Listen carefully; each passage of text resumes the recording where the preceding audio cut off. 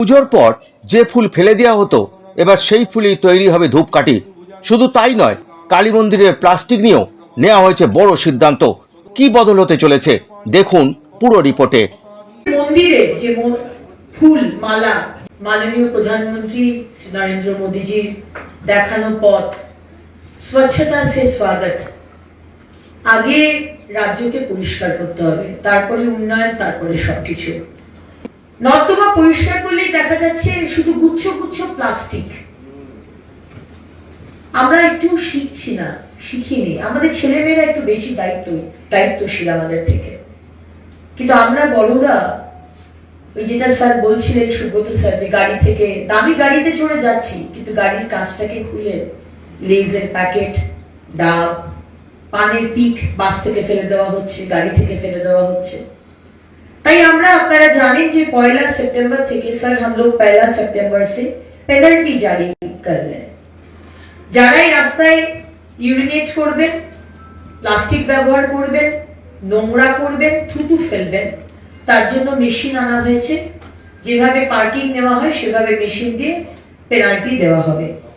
তাই আপনারা সমস্ত আপনাদের বন্ধু যারা পাশে রয়েছে, নেবার্স এবং সমস্ত সাধারণ মানুষকে জানান যে ময়লা না করতে, কারণ ময়লা পরিষ্কার করতে ভালো লাগে না। আর আমরা তো ঠিক করেছি যারা ময়লা করবেন, থুতু ফেলবেন, আপনারাই থুতুটা পরিষ্কার করবেন, পেনাল্টিও দেবেন, আপনারাই থুতুটাকে পরিষ্কার করবেন। আমাদের সাফাই কর্মীরা এই পরিষ্কার করবে না। আমরা আরেকটা জিনিস সেটা করার কথা ভেবেছি, কাজ চলছে, খুব তাড়াতাড়ি আশা করি শুরু করব।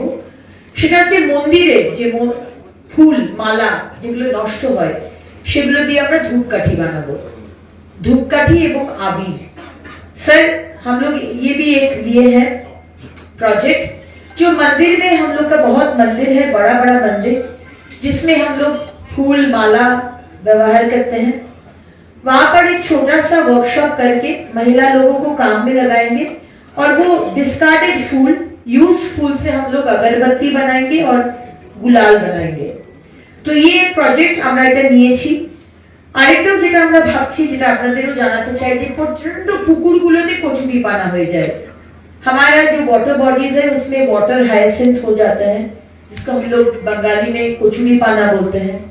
তো কচুরি পানাগুলো দিয়ে রিউজ করে অনেক কিছু বানানো হচ্ছে। তো সেটাও আমি মিস্টার চন্দ্রাকে বলবো এই বিষয়টা দেখার জন্য। সকালেও আপনার সাথে অনেক কথা হয়েছে যে সারা বাংলা জুড়ে এই কচুরি পানাগুলো এক তো নষ্ট না করা, এগুলো দিয়ে রিসাইকেল করে জিনিস বানানো, এবং তার সাথে সাথে ওয়াটার বডিজের যাকে বলে সংস্কার বা রিজুভিনেশন যাতে আমরা করতে পারি, এই বিষয়টাও দেখা। আমরা যেহেতু ফাইন জারি করছি 1 তারিখ থেকে, তাই ভেন্ডিং মেশিন আমরা বাজারে বাজারে বসিয়ে দিচ্ছি। যে ভেন্ডিং মেশিনে আনারস আর ভুট্টা দিয়ে তৈরি 1 টাকার ব্যাগ তৈরি হচ্ছে, ঠিক প্লাস্টিকের মতনই দেখতে, কিন্তু এটা বায়োডিগ্রেডেবল প্লাস্টিক, 1 টাকা দাম। এবং সেই প্লাস্টিকও একটা ভেন্ডিং মেশিন যেরকম থাকবে সেরকম কাপড়ের ব্যাগ দেবে, সেরকমও ভেন্ডিং মেশিন থাকবে। আমরা সকালে আলোচনা করছিলাম যে 1 টাকাটাও না নিয়ে পাবলিকের থেকে, স্যার যেটা আমরা ভাবছিলাম যে 1 টাকাটাও নেব না বা 5 টাকাও নেব না, আমরা বলবো একটা প্লাস্টিকের বটল নিয়ে আসুন, প্লাস্টিকের বটলটা দিয়ে আর তার বদলে আপনি ব্যাগ নিয়ে নিন, যাতে পরিবেশ থেকে প্লাস্টিক গুলো শেষ হয়ে যায়। তো এইটা একটা বিষয় আমরা ভাবছি। আমরা জানি, আপনারা জানেন যে কয়েকদিন আগেই মাননীয় মুখ্যমন্ত্রীর হাত দিয়ে আমাদের যারা সাফাই কর্মী, আমাদের নির্মল বন্ধু, নির্মল সাথী, নির্মল বন্ধুদের আমরা একটি স্বচ্ছ কবচ, স্বচ্ছ কবচ, তারা আমাদের সমাজের কবচ, তাদের আমরা কিট দিয়েছি। এবং সেই কিট আশা করব সমস্ত মানুষের, আমাদের সাফাই কর্মীদের কাছে পৌঁছে যাবে।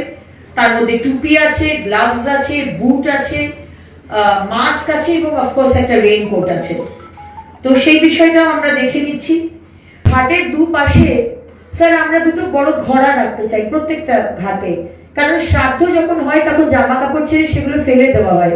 সেগুলো দেখি ঘাটের দুপাশে মাটি, নোংরা, তার মধ্যে জামা কাপড় পরে রয়েছে। সেদিনকে যে ঘাটে গেছিলাম সেখানেও প্রচুর নোংরা ছিল। তো এই দুটো ঘাটে ঘোড়া থাকবে, ঘোড়ার মধ্যে যা জামা কাপড় সবাই ওই ঘোড়ার মধ্যে জামা কাপড় গুলো দেবেন, আমরা ওটা রিসাইকেল করে ওটা অন্য জিনিস বানাবো। ঘাটটাও সেখানে পরিষ্কার থাকবে।